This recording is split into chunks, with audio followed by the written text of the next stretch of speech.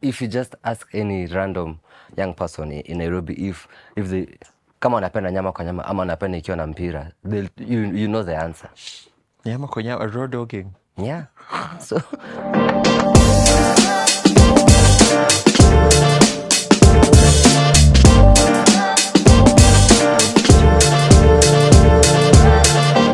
Hi guys, welcome back to another episode of Love Matters Podcast. I'm your host, Joel Akeo, and this is the only podcast where we get to talk about sexual reproductive health and what really matters to young people.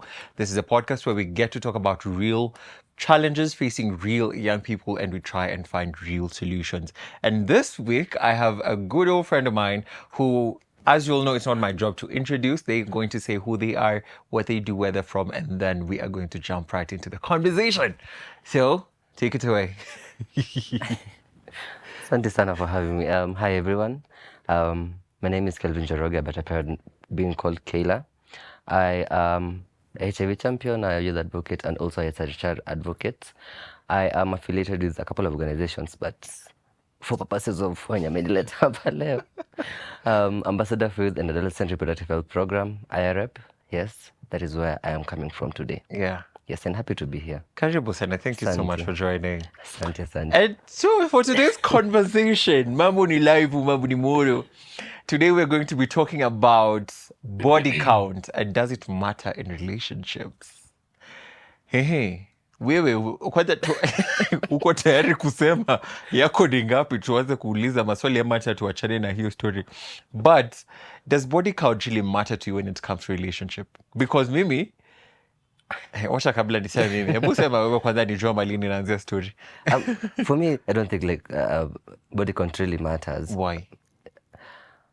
So long as first of all, body count, na sexually protected. If you're sexually protected, then who's really counting, by the way?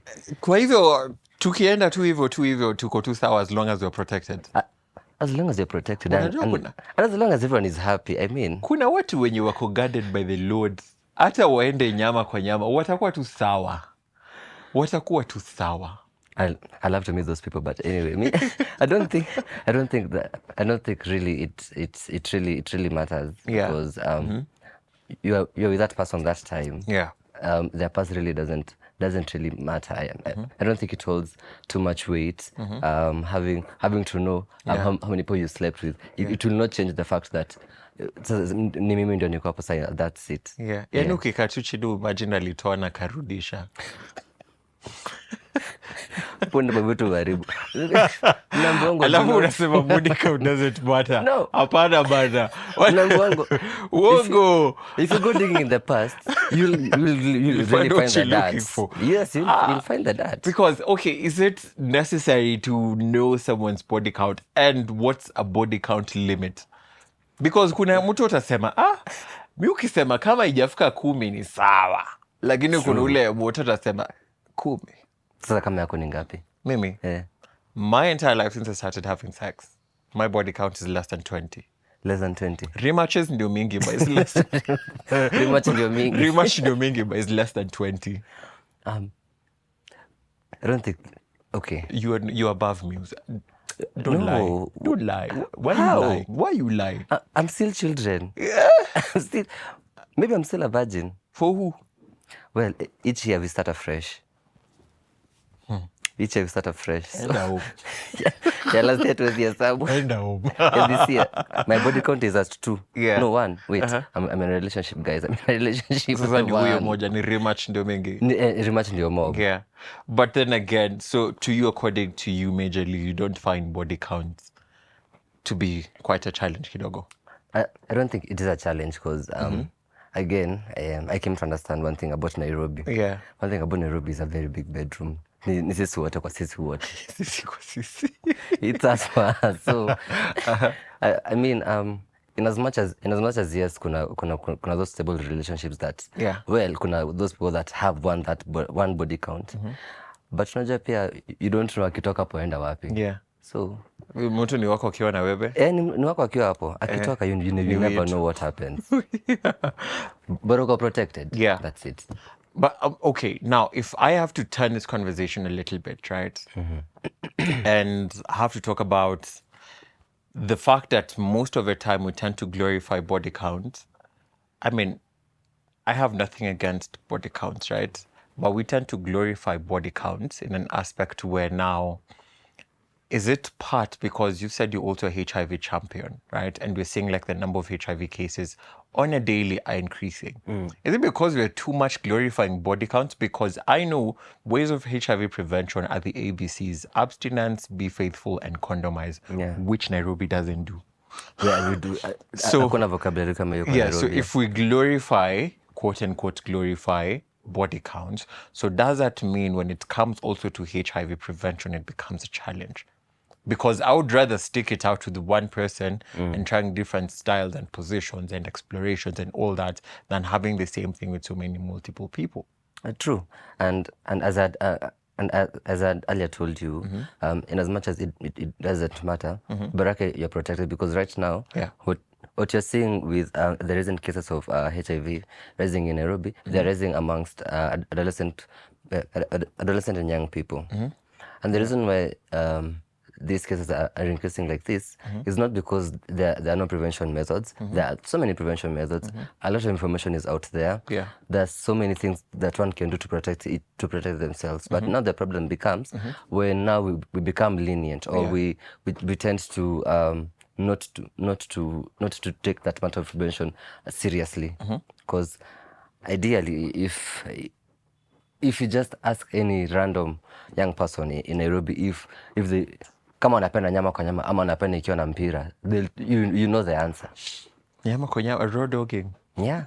So I mean, it all comes back to us again, and it all comes back to you as a person. Yeah. What are you doing to protect yourself? So you justifying my statement that body counts are a cause? Yes, to those that are not protecting themselves, because true, it's a cause. It's a cause because Yeah, squeeze no one protects themselves. Like, let's not lie to each other. No Scientists one are does. out here working hard day and night, giving one us does. methods. Lakini sisi tunaenda tu bado ni withdrawal method. let me Guys, tell you. withdrawal is not Let a me tell you, I method. was having a conversation with some young people. Yeah. And this conversation was so very much interesting. We're talking about the same issue about sex. Yeah.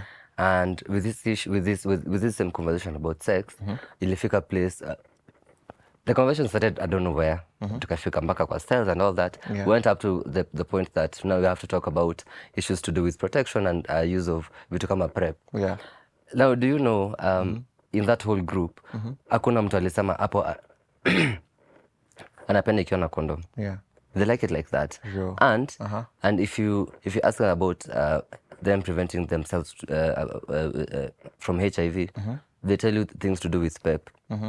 Because Kuna PrEP. Because anajua kuna PrEP. So Yeah. hata akienda roho What is leo, PEP actually for those who might not be able to PrEP. understand? PrEP is Yeah. post-exposure prophylaxis, of which this pill is to be taken 72 hours after exposure of HIV with a person that you're not sure about their status. Now, if you see the problem now with PrEP becomes if you use it continuously, if it becomes a habit, Yeah. now your body builds resilience. Yeah. Resilience. Yeah.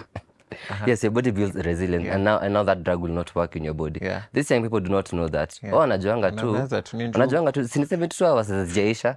Na si tulikuwa na my partner jana, sitasema dema maboy because. Yeah.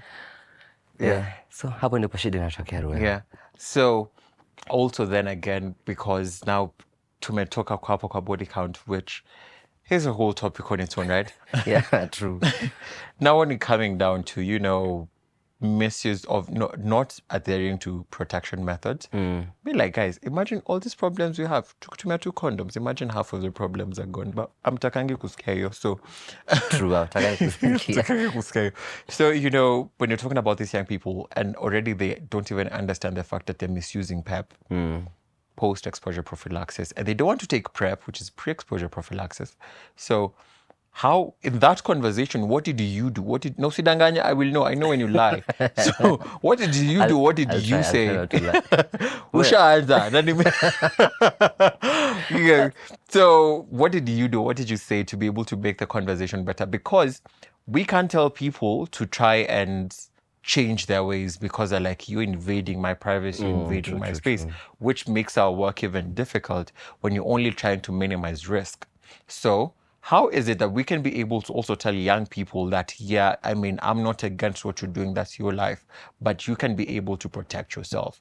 Because at the end of the day, it gets to a point where you're like, and this also has to come into gender inequalities.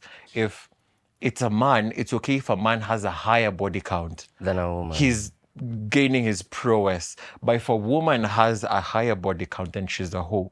True. Which is very condescending. It's Dynamics. Yeah. So what did you do? Well, let me tell you what I did. Yeah. And this is me not lying, by the way. This is me not lying. Yeah. Getting this conversation to get away from that was not as easy, because now Yeah. you find that this particular group of young people, they were arguing on the basis of if someone is living with HIV, then it is upon them to protect who they're sleeping with. Yeah. Of which that is the wrong knowledge, of which I don't know tulitoa pieces hiyo kitu kama young people. I don't know. Pale X. Jameni. So trying to like divert their mindset from that was something which was very difficult, and trying to make them understand that protection starts from you as a person first before you protect any other person. Yeah.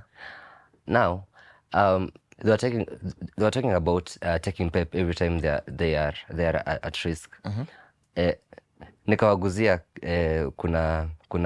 kuna PrEP, pre-exposure prophylaxis, na bado kuna event-driven PrEP, of which bado is a prevention method. Why event-driven? But event-driven is only taken for men who have sex with men purely. It's not for the general population. Yeah, purely. Yeah, so that can be a distinction of it. Sorry? A distinction between the two communities. Or men of sex with men. Yeah. See, basically men of sex with men. But to say, now the hetero community might think also event-driven PrEP works with them. No. So, for the event, should I explain that part? Please do. For the event-driven PrEP, is taken basically for those people that are anticipating risk. And by anticipating risk, it's literally that. It's literally that. Unaenda kurisk. You take one pill. Is it one? Is it two? One? I know you're the expert here. You're the expert here today. Wait. It is one pill before. One pill 24 hours before, and then two pills on the day of the exposure, and then one pill after the day of the exposure. So na akikosa kukuja utaendelea tu kumeza hadi ile siku atakuja. Hadi ile siku atakuja. Akikuja alafu. Na hata haina difference na normal PrEP. It is just that. But I guess with PrEP it all comes down to the so many aspects when it comes to PrEP. There is drug fatigue, there's the nearness to ARV medication. There's a lot of misconceptions. Yeah, exactly. So for PrEP it becomes a challenge for young people to take up. But then again, you see this method, and when it comes to young people, and when it comes to body count, because we're all busy piling. We're all busy piling. See, also when gender inequalities already did come into perspective of the conversation, which I feel it's not supposed to be, because we tend to glorify body count, more like, nimekuwa na hawa, nimekuwa na hawa. I'm like, yeah, so where's your certificate? But you're all going to crucify me if I continue with that line of conversation. But you see, when I want to coming to a close of the conversation at this point, and to you about body count and relationships. Mtu wako akuje akwambie amekuwa na over 100. Because kunao, don't look at me like that, guys. Kunao. Yeah. Would that make you feel a type of way? How would you navigate that? Well, in all honesty, I mean, us in relationships and getting to find something, getting to find that from about your partner. Yeah. I mean, obviously you'll feel some type of way. Hata kama you'll not show it, but still you'll feel like. But who will? Zile cell, kumbe sio mimi peke yake. Kumbe I'm not the only one. So, I mean, you still feel some type of way. Yeah. But now, when it comes to me as a person, hata kama I'll feel some type of way, I'll not show it. Because. But why? Why wouldn't you? Because we all have our skeletons in the closet that you don't want to show. So. So, We'd rather just not have that conversation. I mean, Yeah. it is your past. Yeah. Your past is your past. I will not go digging Na kama from your nakuweka past. ukwe kwa namba hata wewe labda ni 1-1. Akimove on. Maybe, you know, anything is possible in this Nairobi. I'm telling you, this Nairobi. Kuogopa bana. Anything is possible. Yeah. But anyway, we keep the move faith. regardless. We keep the faith. Yeah. We keep the faith. Uh-huh. Yeah, but I don't think it shouldn't be a determinant or inaitangwaje? Determinant, actually. Yeah. It shouldn't be a determinant of a relationship. 'Cause Yeah. Why should it be? Yeah. Well. So that is my take. Yeah. It's my Yeah. not professional take though. That's a social take. Yeah, my social take. Yeah. Right. I mean, there you have it. Does body count matter to you? To me, it does if it reaches a certain limit. Mi kuna watu What is your ukiniambia, limit? mi baby ukiniambia What's your anything that's limit? anything. Okay, because I know I'm not a very sexual person. I know I give off fuckboy vibes. I don't be getting none. I promise. You don't be getting I don't none. be getting none. But I think for me, limit would have to be, okay, it's just best if I don't know. True. For me, What you don't know won't hurt you. absolutely not. What you I'd don't rather know you tell me, won't oh, hurt I was an ex with this, I was an ex with this, but just don't tell me a number. Because I'll be looking at you different, like, Yeah, I mean, yani nitakuwa na kuangalia tu hivi, kumbe si peke yake nimekuona uchi. what 100? Mbona tuko wengi hivyo? 100. Use a hoe, but anyway, nowhere. That's all we had for you in store today. Do let us know, does body count matter to you when it comes to a relationship? And if it does, why? If it doesn't, kudos to you, but you can also share with us why. Do leave a comment, leave a like, leave a share, and follow our social media handles at Love Matters Kenya, Love Matters Africa on all social media platforms. I've been your host, Ruelakeo, and until next week, goodbye, kohei, adios, and obrigada. Ciao. Love Matters. Open, honest, sex friendly.